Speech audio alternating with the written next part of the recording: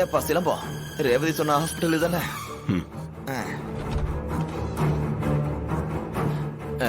Sister சொல்லுங்க. சாமுண்டீஸ்வரி மேடம்னு ஒருத்தவங்க இங்க வந்திருக்காங்களா? ஆமா சார், இந்த ரூமுக்குள்ள தான் இருக்காங்க. போய் பாருங்க. போய் பாருங்க. போலாம்.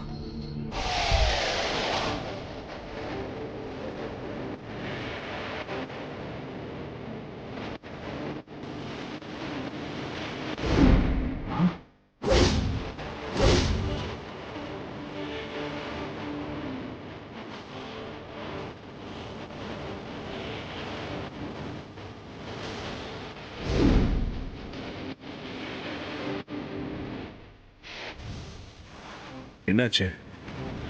இவங்க விஷம் குடிச்சிட்டாங்க.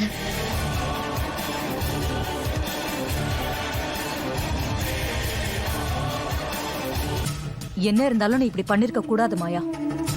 ஊர்க்காரங்க தப்பா பேசினாங்கன்றதுக்காக நீ இப்படியா பண்ணுவ? என்னப்பா இவளோட கேடுகட்ட காரியத்தை அத்தை கிட்ட சொல்லலான்னு பார்த்தா இந்த பொம்பளை இப்படி ஹாஸ்பிட்டல் வந்து கிடக்குறா. இல்ல, என்னையும் மகேஷையும் ஊர்ல இருக்கவங்க சேர்த்து வச்சு பேசினா என்னால எப்படி தாங்கிக்க முடியும்?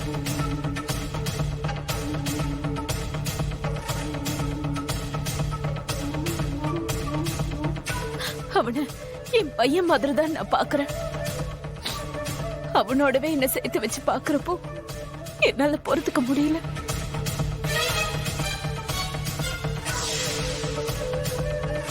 எப்பா நிஜத்திலேயே இந்த கூத்துதான் நடக்குது. இவனும் மானஸ்தி மாதிரி பேசுறா. இருங்க.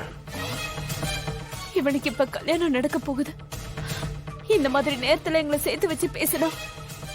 அது இவங்க கல்யாணத்தையே பாதிச்சிடும் மேடம். இப்படி எல்லாம் வாய்க்கூசாம பேச அவங்களுக்கு எப்படிதான் மனசு வருதோ? இவ வாய் கூசாம போய் சொல்லிட்டு யோகிய சிகாமணி மாதிரி பேசுறா. இவ ஓவர் நடிக்கிறா. என்னால தாங்க முடியல சிலம்பம். கொஞ்ச நேரம் அமைதியா இருங்களேன். நாங்க ஏழையா இருந்தாலும் மானும் மரியாதையோட வாழ்றவங்க. என்னால இந்த மாதிரி தப்பான சொல்லலாம் பொறுத்துக்க முடியல மேடம். அதான் மனசு தாங்காம விஷத்தை குடிச்சிட்டு.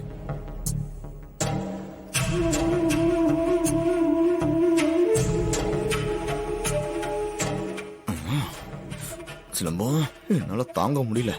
என்ன அவ குத்துன மாதிரி நானும் அவளை குத்துனா பரவாயில்லன்னு தோணுது. Excuse me. பேஷண்ட்டுக்கு இன்ஜெக்ஷன் போடணும்.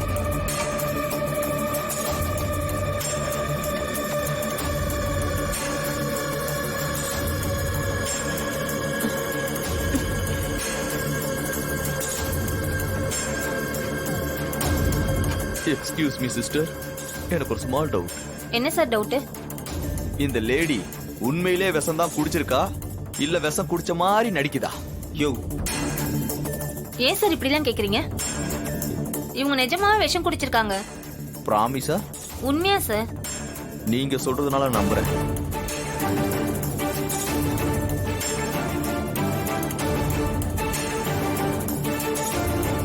ஏய் வெள்ளப்பிங்கா, ஆனா எவ்வளவு விஷம் குடிச்சா சாக மாட்டோன்னு தெரிஞ்சு குடிச்சிருக்க பாத்தியா நீ? கடைஞ்சு எடுத்த கிரிமினல்டி நீ.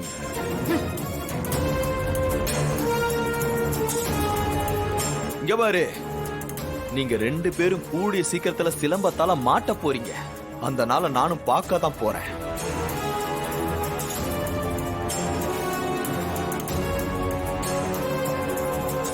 எங்க வாங்க. ஏய் காலர் பட்டனே, உனக்கு இருக்குடி. உனக்கும் கத்தியாலையா குத்துற இருக்குடி.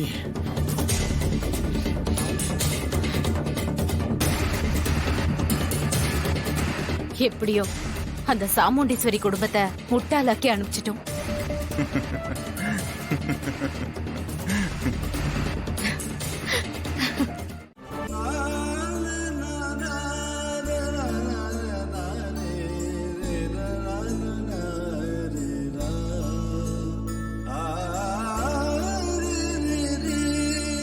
என்னாச்சு பாட்டி? என்னன்னு தெரியலையா, காலையில திடீர்னு நெஞ்சு வலிக்குதுன்னு ரொம்ப துடிச்சு போயிட்டாரியா. எனக்கு என்ன பண்றதுன்னே தெரியல. உடனே டாக்டருக்கெல்லாம் ஃபோன் பண்ணி வர சொன்னேன். அப்புறம் தான் உனக்கும் ஃபோன் பண்ணி வர சொன்னேயா.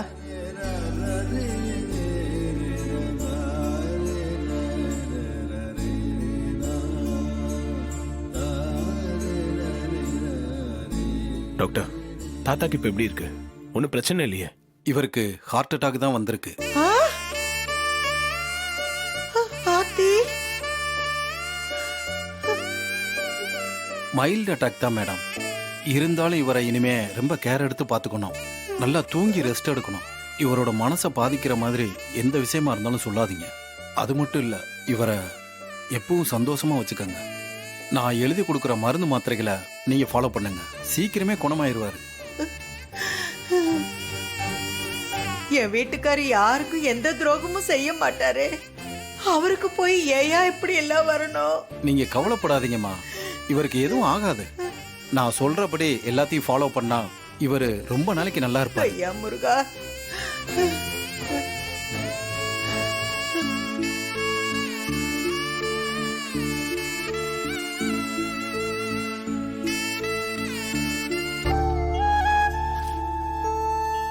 சார் இந்தாங்க, இதுல இருக்கிற மருந்து மாத்திரைகளை ஃபாலோ பண்ணுங்க. அது போதும். சரிங்க டாக்டர்.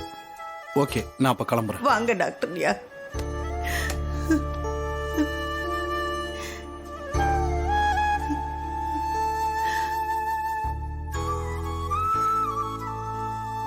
ஏய்யா கார்த்தி, உங்க தாத்தாக்கு எதுவும் ஆயிடாதில்ல?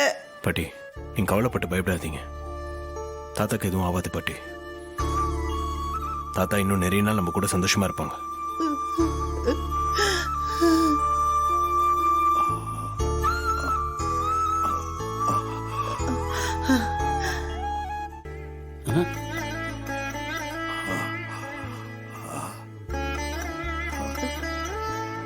தாத்தா பேராண்டி, எப்போ வந்த? இப்பதான் வந்தேன் தாத்தா.